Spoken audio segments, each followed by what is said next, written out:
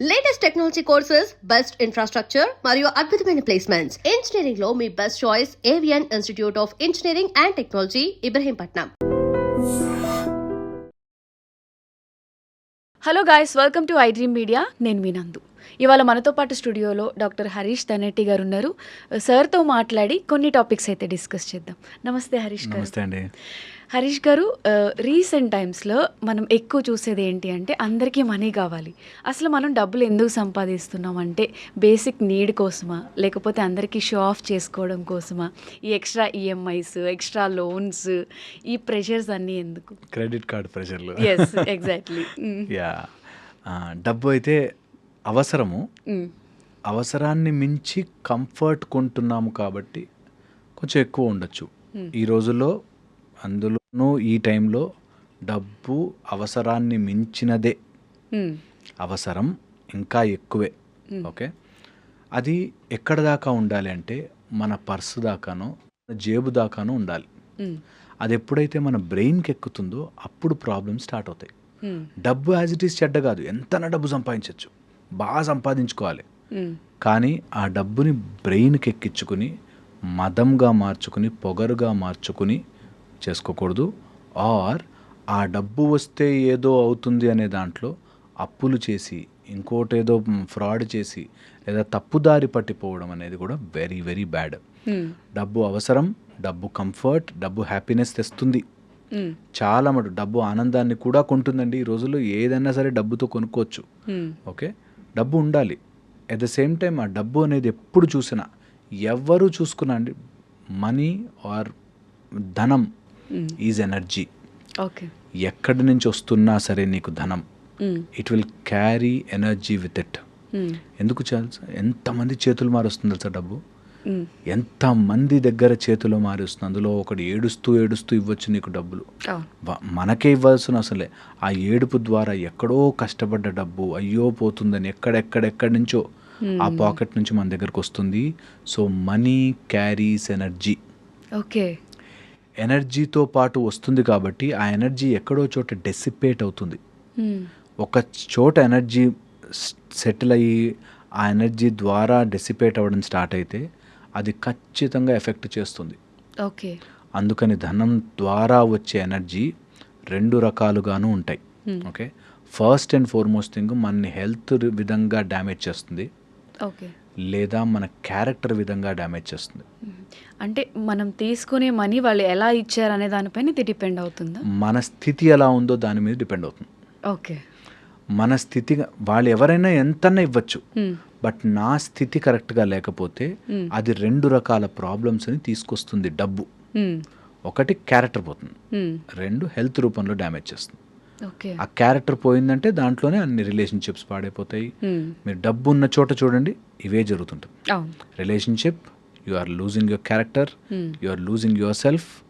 ఇలా ధనము ఎక్కడైతే ఓవర్గా ధనము ఫ్లో అనేది ఫీల్ అయిపోతుందో అక్కడ వస్తుంది.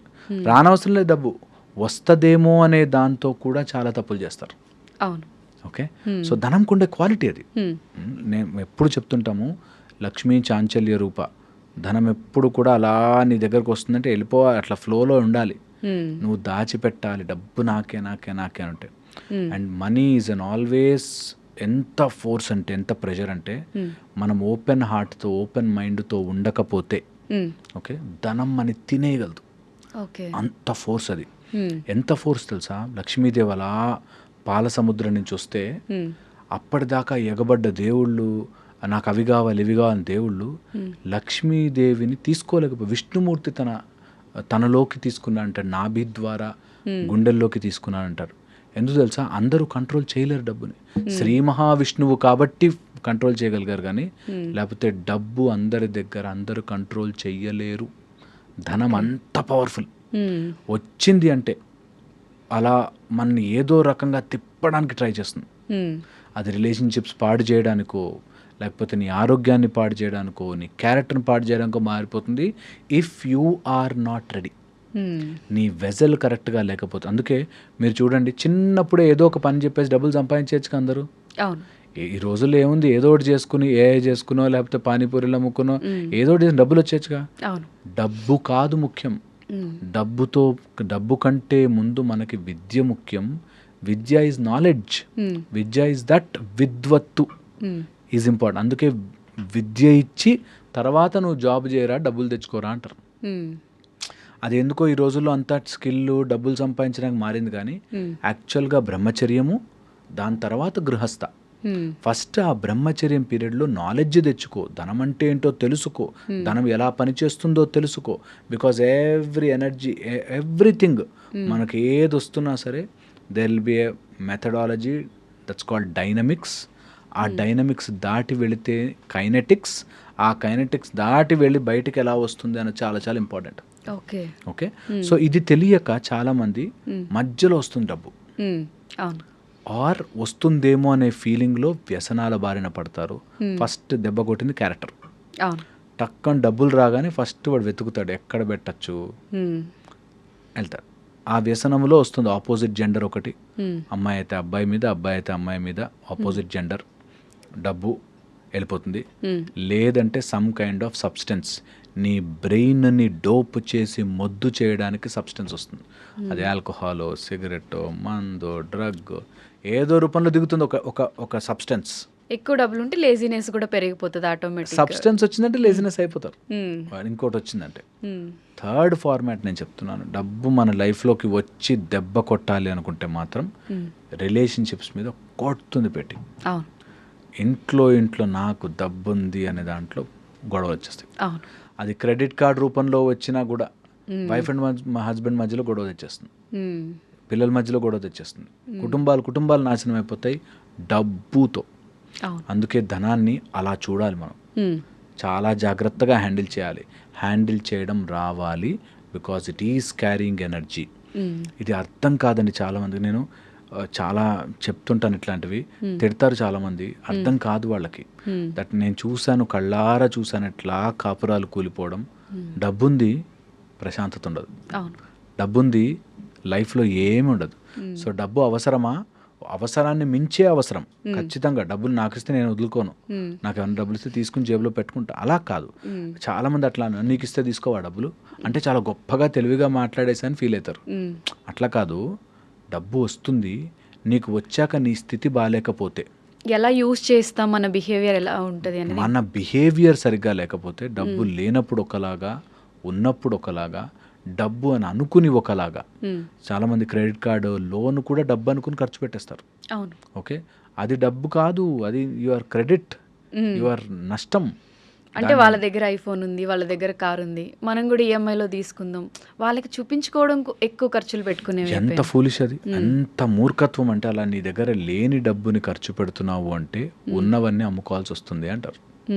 లేని డబ్బు క్రెడిట్ కార్డు రూపంలోనో లోన్ తీసుకునో లేని, అందుకే ఈఎంఐ అంటేనే నీ దగ్గర లేదురా డబ్బు, అది ఎప్పుడు వస్తుందేమో ఇప్పుడే ఖర్చు పెట్టు అనేది నేను ఇరికిస్తుంది.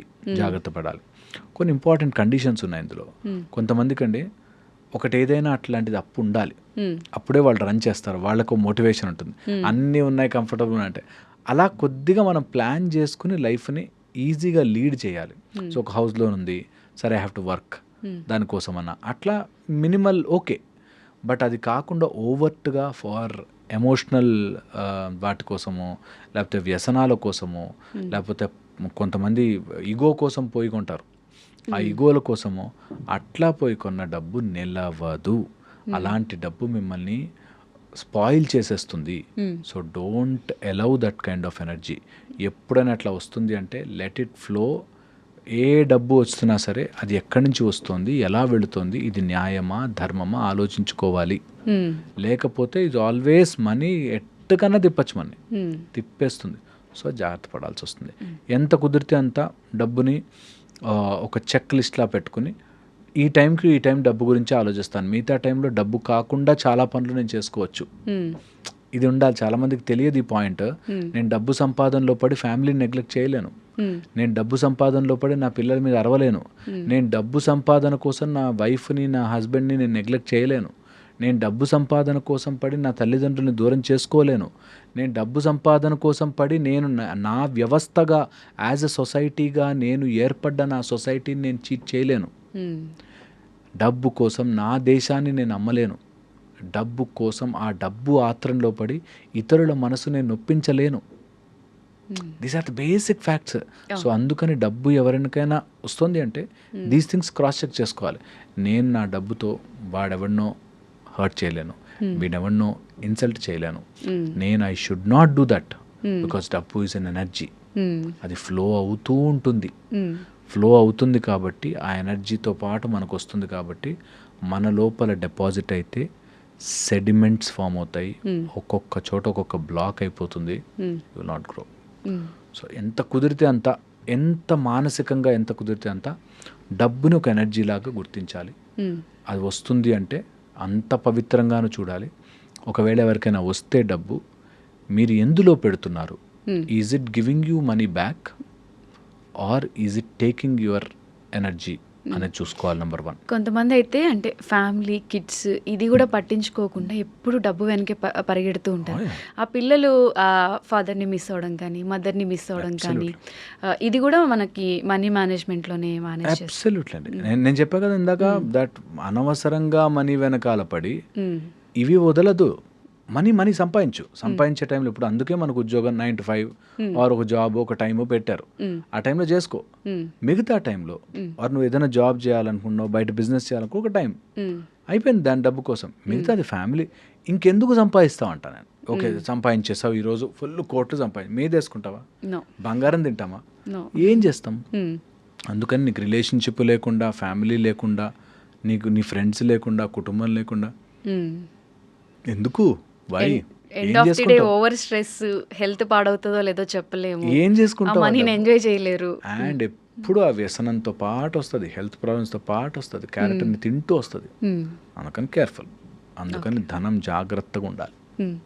సో ఏది ఏమైనా కూడా డబ్బులు సంపాదించడం ఇంపార్టెంట్, కాకపోతే దాన్ని మనం మేనేజ్ చేసుకునే విధానంలోనే హ్యాపీనెస్ కూడా ఉంటుంది. అబ్సల్యూట్లీ డబ్బు ఇంపార్టెంట్, డబ్బు సంపాదించుకోవాలి అందరూ. అట్ ద సేమ్ టైం డబ్బుని డబ్బులాగే చూడాలి. ఇట్ ఈస్ అన్ ఎక్స్టర్నల్ వస్తువు, దాన్ని అట్లాగే చూడాలి. దాన్ని అతిగా బాధపడవద్దు, అతిగా ఆవేశపడవద్దు, దాని మీద అట్లా ఉంచాలి. That will help us. So thank you so much Harish గారు, అండ్ మాకు కావాల్సిన విషయాలన్నీ చాలా బ్యూటిఫుల్గా వివరించారు. Thank you so much. And for more videos, please subscribe to iDream channel. Subscribe to iDream Media. Please subscribe to iDream. Please subscribe to iDream. Please subscribe iDream. And please subscribe to iDream. For more videos, subscribe to iDream. please like, share and subscribe to the channel. Congratulations, iDream. Subscribe to iDream. Subscribe to iDream. So subscribe to iDream Media. iDream ki iDream team andarki huge congratulations. Please subscribe iDream Media. Please subscribe to iDream. Subscribe iDream. Please subscribe to iDream. iDream అంటే నా కళల channel subscribe చేసుకున్న నోరు తిరుగుతలేదు, మీరైతే గంట గుర్తు కొట్టండి. For more such videos, please subscribe to iDream. Subscribe to iDream. Please subscribe to iDream. Please subscribe iDream Media. Please do subscribe to iDream. Please subscribe to iDream Media. For best entertainment and information, please subscribe iDream. And don't forget to subscribe to iDream.